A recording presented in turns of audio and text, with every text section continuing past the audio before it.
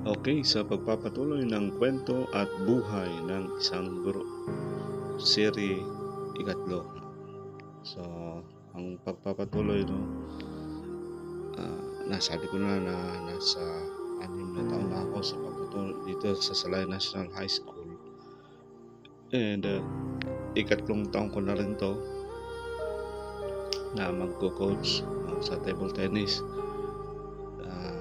Ang laro na 'to ay sadyang napamahal na rin sa'kin.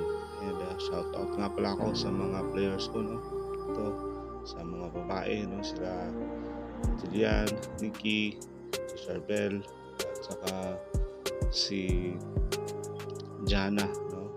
And, naghahanap kami ngayon ng isang, player 'no, sa table tennis na girls. Kulang kami ng isang table tennis player. At shout out din sa mga lalaki